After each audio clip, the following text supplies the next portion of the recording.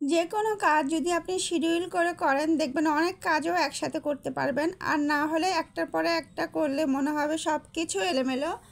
তো আসসালামু আলাইকুম এভরিওয়ান, সবাই কেমন আছেন? আলহামদুলিল্লাহ, আল্লাহর রহমতে আমরা ভালো আছি। তো আজকে যেহেতু শুক্রবার ছিল, শুক্রবার মানেই হচ্ছে সব বাসায় একটু ঝামেলা, বাজার করা সব কিছুতেই ঝামেলা। সবাই ভাবে বন্ধের দিন, রেস্টের দিন, কিন্তু আমার কাছে মনে হয় সব মানে অন্য দিনের থেকে শুক্রবারে সব থেকে বেশি কাজ থাকে, যেহেতু সপ্তাহে একদিন বাজার করা হয়। যারা অফিসে যায় অফিসের কাপড় চোপড় থাকে সেগুলো ধুতে হয়। দেখা যায় সারা সপ্তাহ অফিসে থেকে বাসার কিছুই করা যায় না, অনেক কিছু গুছানো গাছানি, একটা সংসারে কম কাজ থাকে না। তো শুক্রবার একটু টাইম পেলে দেখা যায় একটু রেস্টেরও ব্যাপার থাকে। তো সব কিছু মিলিয়ে যখন এলোমেলো হয়ে যায়, আপনি টাইম মেনটেন করে কাজ করবেন, দেখবেন সব কাজ সহজ এবং সবার মতনই হবে।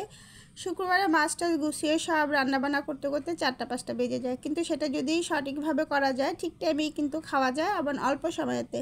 তো আমাদের বাসায় যেহেতু প্রচুর মাছ নিয়ে আসছে, প্রচুর বলতে প্রচুর না, আমাদের যেহেতু সপ্তাহে একদিনই, তো আজকে সব সামুদ্রিক মাছই নিয়ে আসছে। তো এখানে যেহেতু এখন দেরিও হয়ে গেছে, মাছ টাছ কেটে আপনি ফ্রিজে রাখবেন, তারপরে রান্না করবেন, তাহলে কিন্তু সত্যিই 3টা 4টা বেজে যাবে। এটা যদি আপনি শিডিউলভাবে করেন তাহলে দেখবেন অল্প সময়ের ভিতরেই হয়ে যাবে।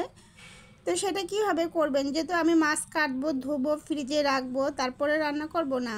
তো যেহেতু শুক্রবার মানেই তো একটু ভালো মন্দ খাওয়া, সেই জন্য যার যার অবস্থান থেকে যে যেরকমভাবে পারে সেরকমভাবে অবশ্যই একটু ভালো মন্দই খাওয়ার চেষ্টা করে সবাই কম বেশি। তা আমাদের বাসায় যেহেতু শরীর ভালো না আমার আন্টির, আমাদের কারোরই তেমন একটা শরীর ভালো না, গ্যাস্ট্রিকের সমস্যা, বিভিন্ন আরও সমস্যা, এই জন্য তেলযুক্ত খাবার দাবার একদমই টোটালি এখন আপাতত বাসায় বন্ধ।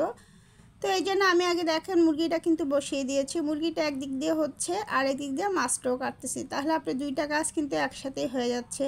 আর না হলে একটা করে আরেকটা করতে গেলে রান্না করতে কিন্তু সময়ই লাগে। তো এটাই যেহেতু একটু সইতে সময়ই লাগবে, সাইডে আপনি মাছগুলো কেটে নিতে পারবেন। তো একদম অরিজিনাল একটা দেশি, আর এই চাল কুমড়াটা আমাদের দেশের থেকে আনছিল। তো দেশেরও কিছু ভিডিও আছে, ইনশাল্লাহ আমি পরবর্তীতে আপনাদের সাথে শেয়ার করার চেষ্টা করব, যেহেতু সব কিছুই শেয়ার করি।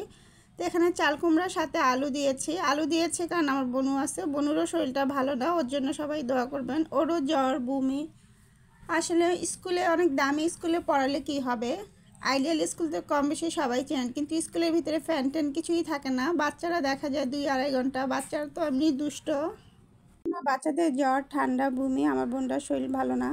তো এই যে দেখেন মুরগির মাংসটা কিন্তু পাশে হয়ে গেছে, মাছগুলো সব কেটে কুটে পরিষ্কার করে ফেলছি, এখন মাছটাও রেখে দেব, রান্নাটাও হয়ে গেছে। তো রান্না বলতে সব রান্না হয় না, একটা তো হলো যেটা একটু সময় লাগবে।